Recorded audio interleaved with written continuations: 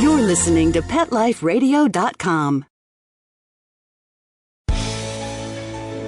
Is your pet stressed out? Does your pet need annual vaccines? Which pet is best for a child? Would you know if your dog was in pain? Pet Life Radio presents The Pet Doctor, where you'll learn everything about keeping your pet healthy and happy. From pet care, pet meds and grooming, to pet food, pet insurance, and dental care, this is the place to find out everything there is to know about pet wellness. Whether you have a dog, cat, reptile, or rabbit, you'll find answers for your pets straight from the vets, because it's your pet. Health matters. Please welcome your Pet Doctor host, veterinary media consultant and veterinarian, Dr. Bernadine Cruz.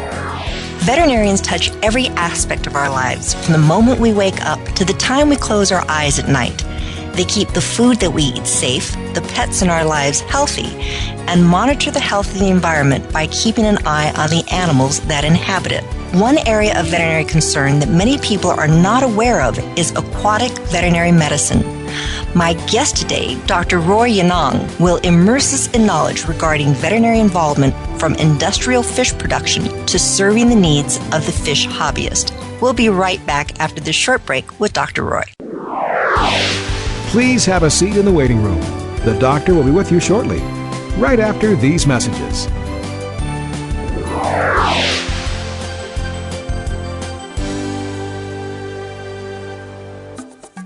Hey, ready to take a walk? Not just you, but the whole family. It's the 2009 Whisker Walk, Sunday, June 7th from 11 to 3 at the Lancaster Fairground in Lancaster, Massachusetts. Pet owners and animal lovers walk to lend a paw to benefit the animal shelters and pet charities they love. Come see exhibits, demonstrations, educational programs, special attractions, product giveaways, entertainment, auctions, raffles, food, fun, and things for adults and kids to see, do, and buy, both human and pet related. Whisker Walk 2009, a fun day for everyone. For more information, log on to whiskerwalk.org. Hi, this is Marcy Davis and my service dog Whistle, and we're your hosts of Working Like Dogs on Pet Life Radio. Working Like Dogs is the show where you can learn everything you ever wanted to know about working animals or working dogs. Whether you're a member of a working dog team or you've just seen a working dog or animal out at the mall or the grocery store and you're curious about how these amazing animals work with their human partners, then Working Like Dogs is the show for you. Join us for the inside scoop at Working Like Dogs on PetLifeRadio.com.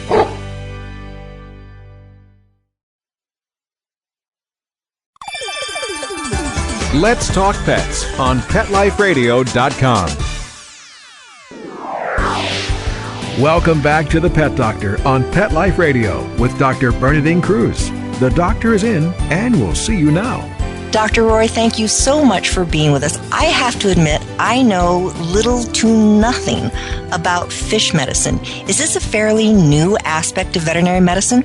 Actually, it isn't really too new, but I think there's been more awareness over the past maybe decade or so. There have been veterinarians involved probably since about the 80s, but within the past 10, 15 years, there's been a real large jump in interest both on the veterinary side as well as in the side of the pet owner as well as the aquaculture industry. I find looking at your background that it's very unusual. Number one, that you have a Bachelor of Arts in molecular biophysics, and physics was one of those areas that I did not especially enjoy.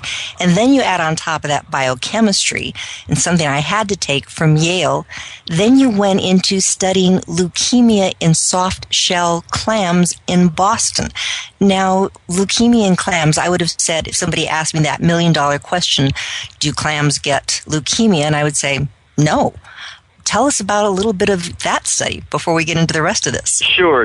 And actually, my whole background was kind of was interesting. I was looking at human medicine to start with, and had looked at that and maybe possibly doing some research, and that was real interesting. That field, I'm really kind of into that sort of the really fine detail sort of thing. It was much more than I really wanted to do, and I was much more interested in animals to begin with. So I ended up really pursuing veterinary medicine. The clam work I did was with some of the researchers over at Tufts that were looking at a potential tie between pollution in the harbor in around Boston and this basically blood tumor in these clams. And it was something that was being looked at back then, which was, I guess, the mid to late 80s, which I didn't actually realize that they got this sort of a tumor or a leukemia either at that time. So it was something I was learning at the same time, but it was pretty interesting. I ended up doing field samples at about 4 sites every month during blizzards, during low tides, as low as I could get to give me enough time to collect. And we ended up getting pretty good information. I would bleed the clams.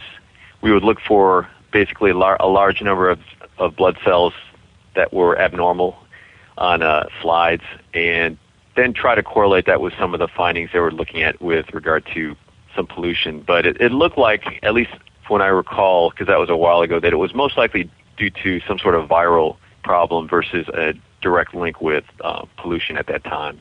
I think a lot of people will find that really fascinating, that studying something like, they think, a clam, how can that affect human health, or how can these animals be used as possibly sentinels to see what's going on in the environment? If these clams are getting ill, can that possibly be as one of the first indicators that people may be getting ill? And veterinarians really are involved in that, aren't they?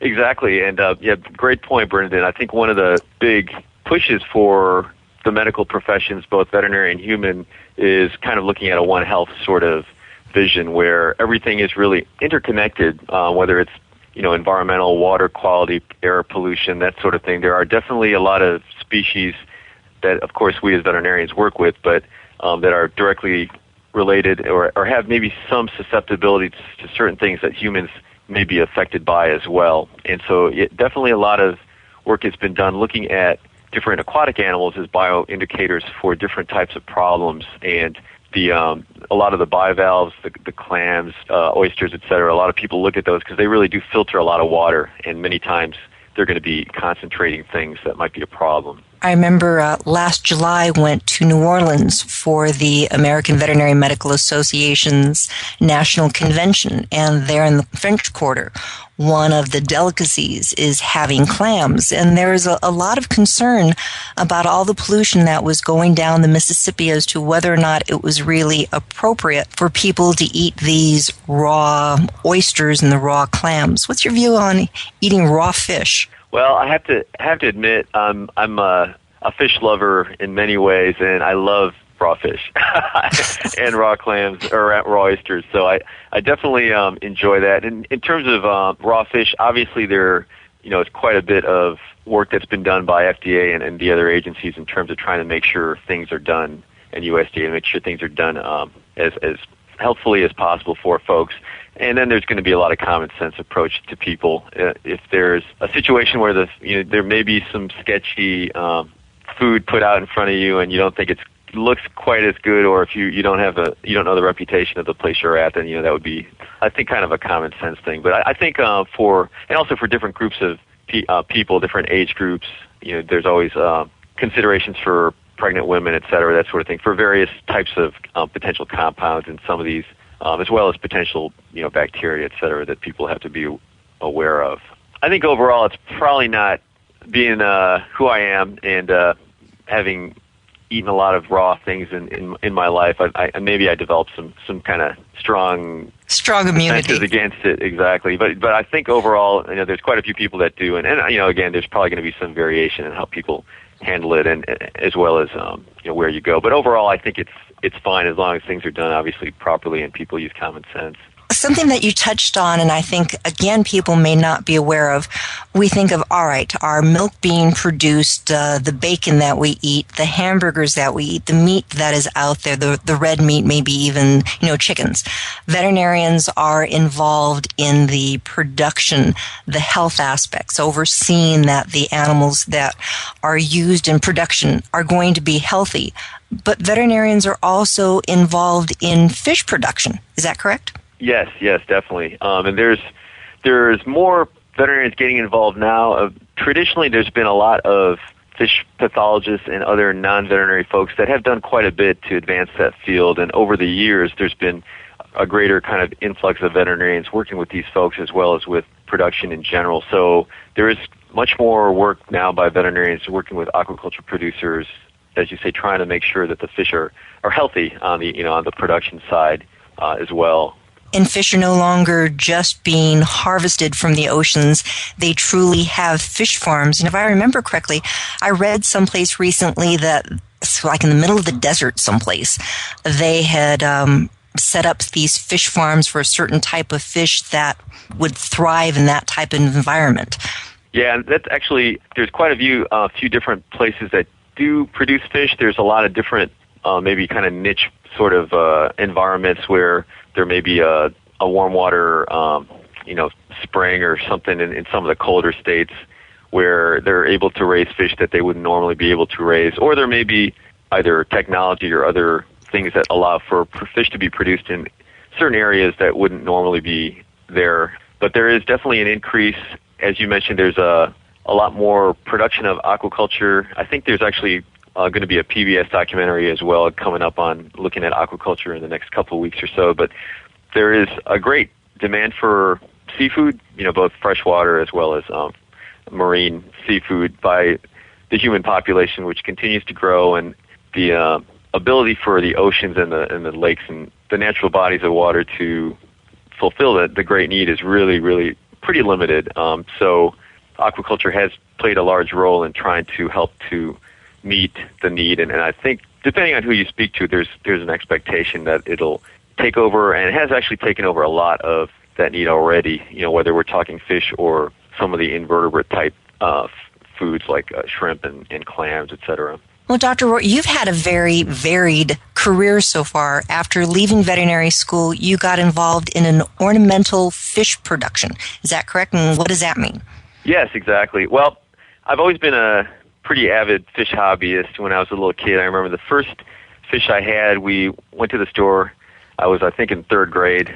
We thought they were trying to scam us by telling us that we should buy a tank and filters and all the things that you really need for a good aquarium, but we thought they were just trying to scam us to buy more supplies from them. So I ended up telling them we had an aquarium already and I just wanted to buy a fish and I needed a small bowl. So I bought a fish, had a small bowl that I put it in, and it died after maybe 4 days. So that was kind of my introduction to fish, the hobby and the industry. I actually hopefully learned a lot more since then, and after thinking about it in vet school and being really interested in just the ornamental hobby for many years, I actually actively sought a position working with the industry, and I had a colleague of mine, Dr. Greg Lubart, who was working down here with importer as well as a wholesaler of ornamental fish, who let me know about a fish farm that was looking at hiring somebody. So, I jumped at the chance, came down, interviewed. They offered me the job, and it was actually a really eye-opening for me to see how fish are produced. I think a lot of folks don't know where fish in the pet stores really come from and how they're bred and grown out, and to really see all the variety of species that are involved, learn their names, maybe not their personal names, but at least the names of the species, and then kind of really work actively with the folks on the production side to see how it's really done. Was very, very great learning experience for me, and really kind of a different aspect of veterinary medicine. A lot of folks are familiar with kind of the pet side, but this is sort of a combination of pet as well as the agricultural sort of production side of veterinary medicine, which is also really important. I think a lot of people would think, okay, you go to the store, the pet store, and there's a goldfish.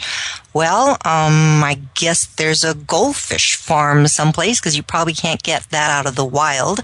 But looking at some of the saltwater fish and some of those really gorgeous fish, I think a lot of people think, well, they just go to the Caribbean and they put down their net and they bring up these fish and then it somehow ends up at the pet store. I gather that's not correct. Well, that's actually kind of correct and kind of not correct. There's a huge sort of chain of interlocking entities that kind of get the fish to the store, and it will vary a lot on species. So there's definitely a great number of species in the freshwater side of the hobby that are produced both on farms here in Florida and in other parts of the U.S. as well as overseas, as well as actually some marine species as well. Not quite as many as the freshwater by any means, but a fair number, and that's been increasing over time.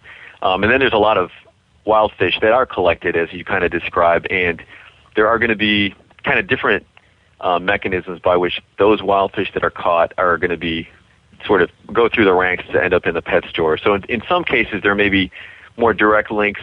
There might be a large wholesale operation that has a direct site where they collect, and so there may be kind of a shorter number of steps before it gets in the store. And then there may be some where it's going to be collected in the wild. It'll be held at an importer, exporter in one area, moved to another central one, near the airport of a certain country. It'll be brought over to an importer, exporter in the U.S., and then it gets to the pet store. So there's going to be kind of a variation on sort of how the fish end up getting into the store, depending on a lot of different factors.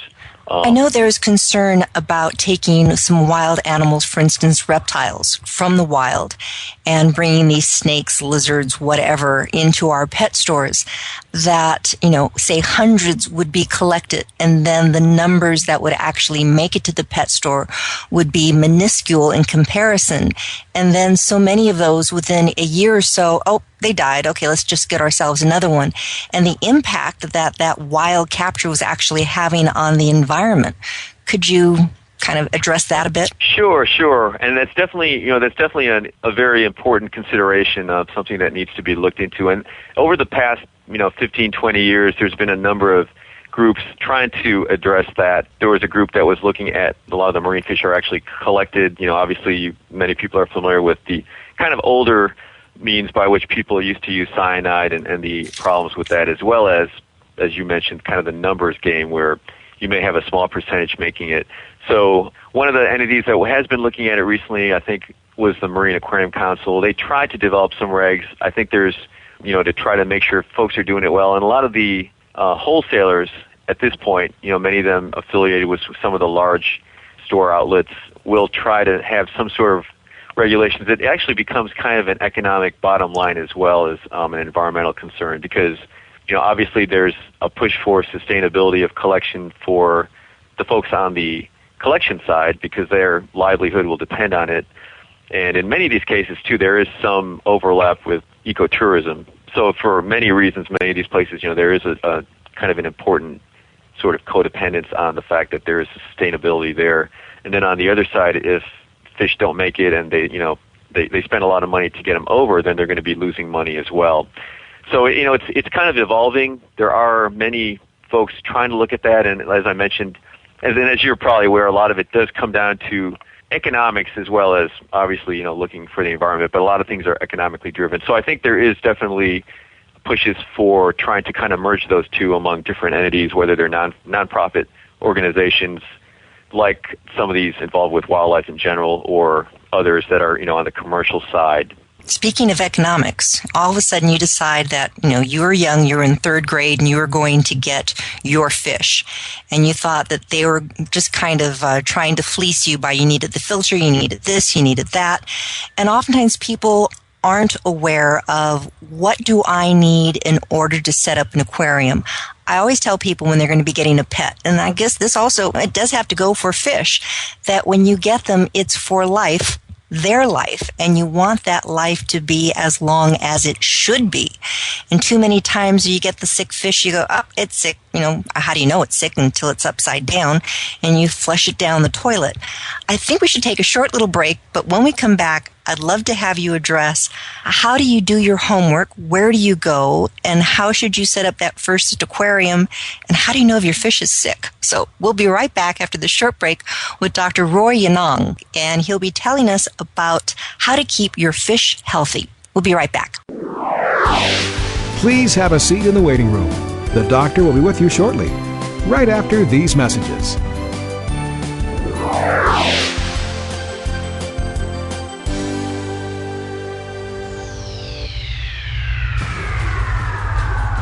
Greetings, human. What planet am I on? Welcome to Pet Planet. Here's a copy of Pet Planet Magazine, Florida's most informative and fun pet resource magazine. It features heartwarming stories and informative articles from local and national pet experts. Excellent. Pet Planet Magazine offers Operation Planet Rescue, helping rescued pets find new homes. And it's available at 500 locations in South and Central Florida and 24/7 on the internet at petplanetmagazine.com. If you're out and about with your pet, you may be featured in paparazzi, candid pictures of you and your pet, For up-to-date pet-friendly events, activities, and pet-related services and products, Pet Planet Magazine is your final destination. I shall take this magazine home with me. Back to your home planet? No, to my condo in Boca. Pet Planet Magazine. Check them out at www.petplanetmagazine.com or 352-394-8578. It's out of this world.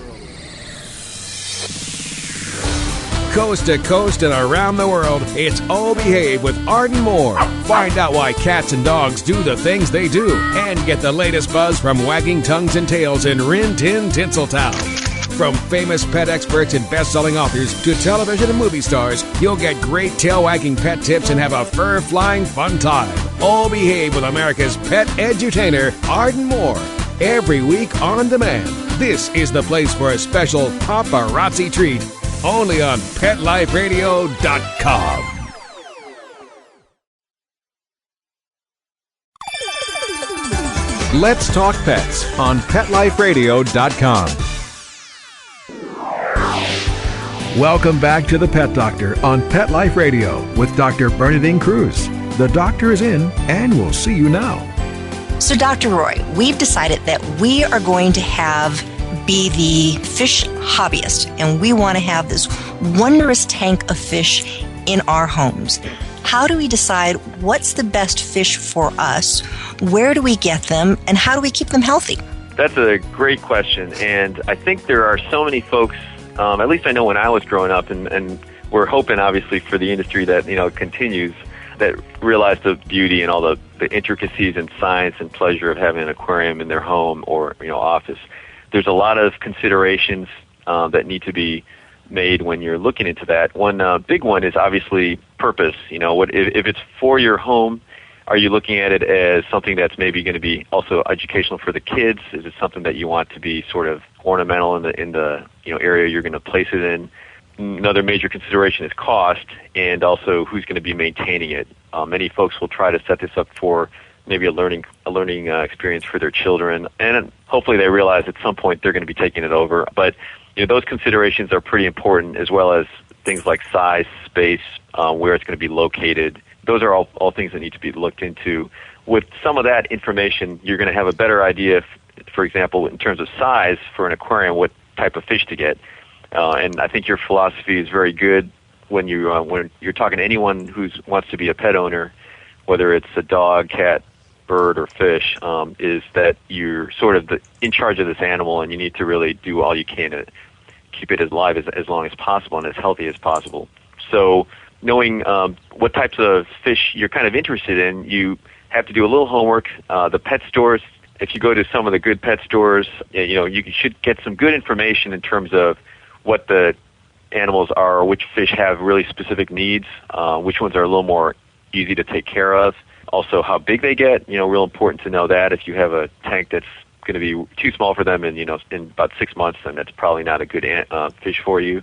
Who gets along well with who? Exactly, and compatibility, exactly. You don't want to put a big Oscar cichlid that likes to eat little tiny neon tetras together with neon tetras, because they'll all disappear after a couple of days. So you definitely want the compatibility taken care of.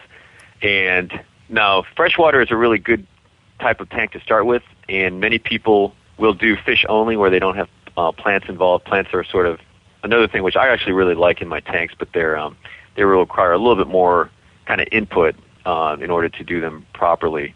So it's okay to cheat and use plastic plants? Sure, definitely. And for folks that have never had an aquarium before, they really probably want to make things as easy as possible. Now, one of the other things they need to do is make sure that they are aware of what their water quality is in terms of their tap water, if they're going to use that.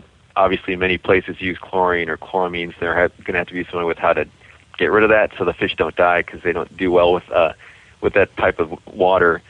And then also have a good test kit to test water quality parameters. And some of the real important ones include ammonia, nitrite, pH, and obviously a thermometer for temperature. There's many other things that they should be checking, but at least ammonia, nitrite, pH, and temperature, they should have a good idea, because those things are going to be things that may kill their fish pretty quickly if the water gets out of whack. So is water the most common reasons why fish get sick?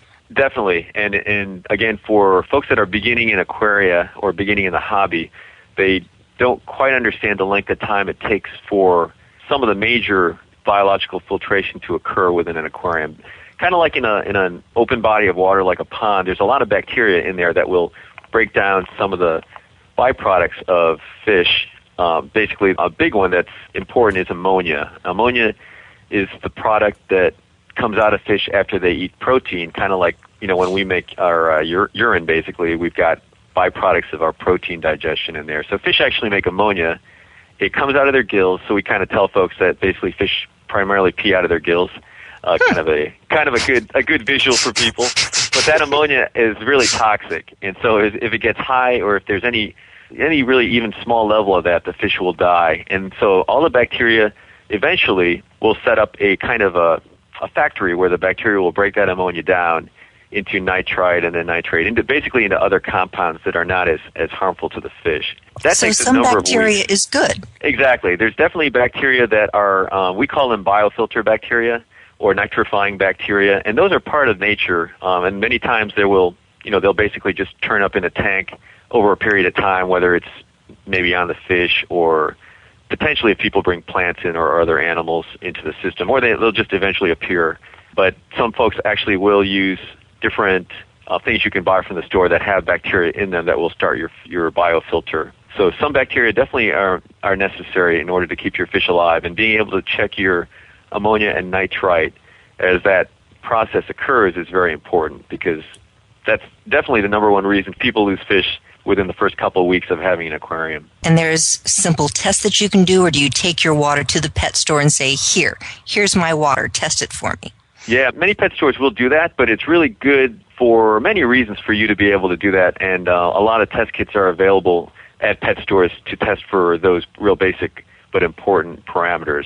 And if you have set up a tank, we usually tell people at least every day or every couple of days to test for those specific parameters until they basically get the readings that are good, and let them know that the bacteria have taken over. And that's another thing, too, is when you set up an aquarium, you don't want to get 100 fish all at once or 10 fish all at once. You kind of want to get a few at a time so that your bacteria can kind of build up slowly, and you don't introduce a lot of that ammonia into the system all at once. But what that means also then is that if you do get multiple groups of fish in, that you have to be careful, because if you have one group of fish in there and then you throw in another group maybe a couple weeks later, there's always a potential that they have different types of things kind of on them, maybe whether they're bacteria or parasites, and they may infect each other. So that's kind of another twist to it you've got to consider, and that's getting a little more complicated, but there are other things to consider when you're kind of getting your tank going. What would be some signs that you have sick fish besides, the OP is upside down and it's dead? How do you know it's sick before it gets to that point? Well, a lot of times if you put your ear up to the aquarium, you can kind of hear them sort of complaining. They'll may talk to each other and tell each other how bad they feel. Since that doesn't really happen, obviously, there's just like with any of the animals, and like even your dog or cat, one of the big initial things that you look for is, are they eating? Many times fish will stop eating if something's wrong. So that's something real important. Another is behavior. So if you're, for example, if your dog starts kind of moving around in a circle, which is not something that it would normally do, then there's something going on, or else it's chasing its tail or something. But with fish, if they're swimming, you've been observing them for a couple of days or a week, and you know that they normally swim in the middle of the water of the tank. But you go in the next day and you notice they're all on the bottom, or all at the top. That's another thing to look for. Often, too, you may see their fins starting to look a little more ratty, or they may develop things on their body that don't look normal. So again, it's real important for the pet owner to be able to look at the fish, know what a normal fish in that group should look like, and where they normally behave and swim, and obviously know what they should be eating, and be aware of when they stop eating. Those are real good indicators. If I look at my fish and say, this just doesn't look healthy, I think most people, the first thing they'll do is go to their pet store. I have a feeling you're going to tell us, no, they should really go to their veterinarian who's involved in aquaculture. How do you find them? Are there many of you out there? Yeah, and that's actually, and that's kind of a good question. There are definitely, with my job working as an extension vet with the aquaculture folks, we get a lot of calls from hobbyists that are trying to find a local vet to work with them. And in some places, there are a lot of vets, especially exotic type vets who work with, pocket pets or birds or reptiles, who will also work with fish. But in some parts of the U.S., it's actually pretty difficult to find. And there's a couple ways that they can try to do that, and definitely they can get some good information on husbandry, et cetera, from pet stores. But I think when it comes to fish health, ideally, if possible, they would want to try to work with a veterinarian or, at least talk to a veterinarian. One of the things that we've done through the AVMA is we've developed one website, which is aquavetmed.info, which is still kind of in progress. It's actually pretty good right now, but we're hoping to improve it and kind of get it a little more cleaned up. But at this point, there's quite a bit of information on there with regard to veterinarians that work with clients that have fish.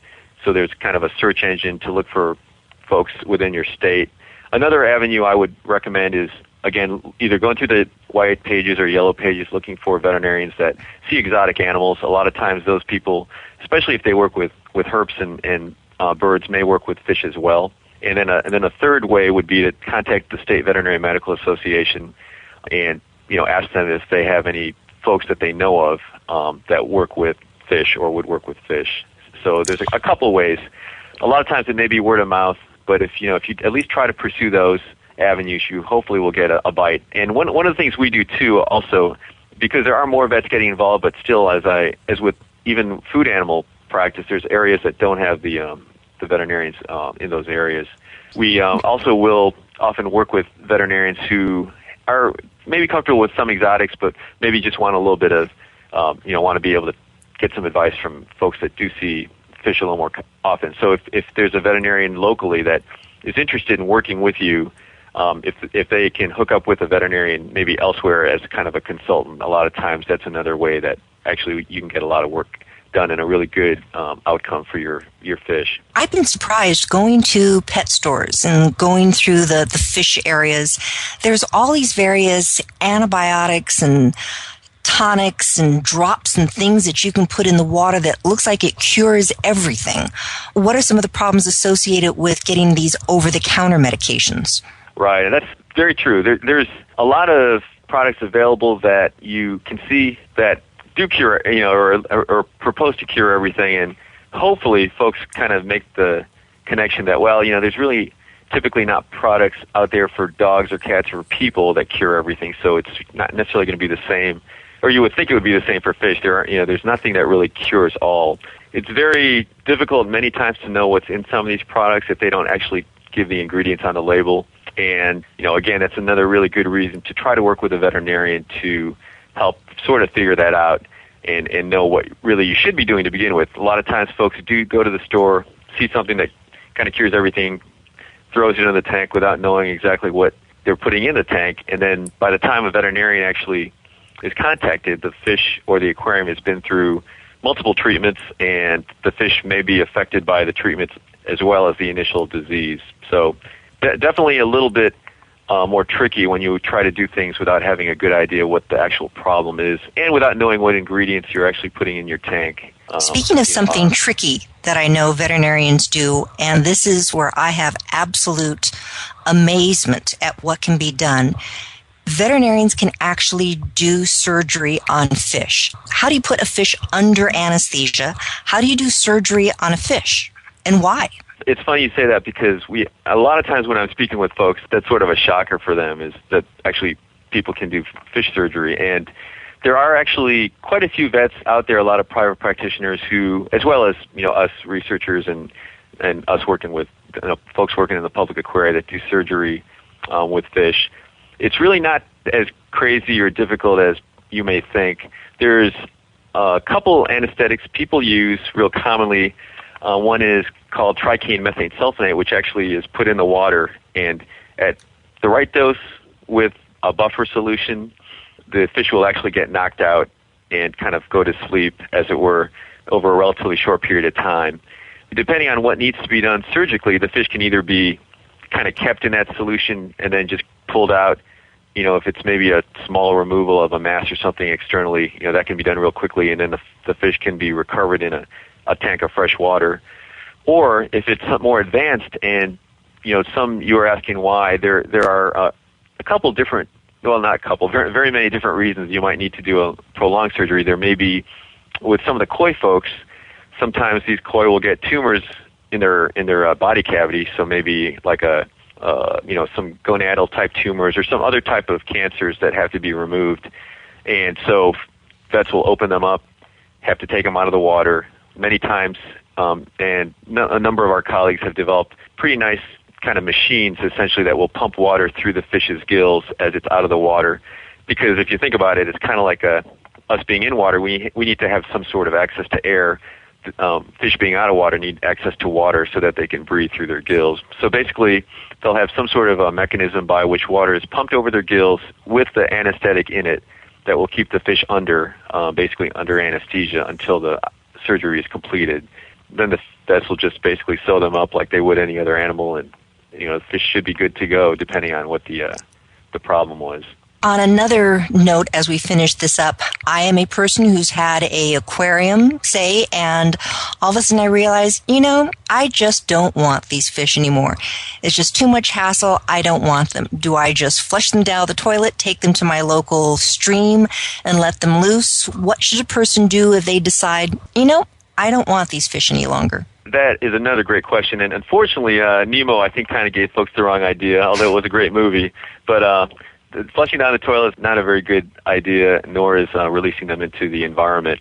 There are a couple possibilities, and it really sort of depends on a number of factors. But in many cases, there may be local aquarium societies, and I was pretty active and remain active with some of the societies in our area here that have a lot of folks that are very into fish. I know some of these guys have maybe 50 to 100 or so tanks, and do a really good job of keeping them. And many of these guys will adopt fish. So if you have a local aquarium society, you might be able to find one of them to actually take the fish from you. There may be pet stores that are willing to take them back if they're a nice fish, either in trade or keep them and sell them off.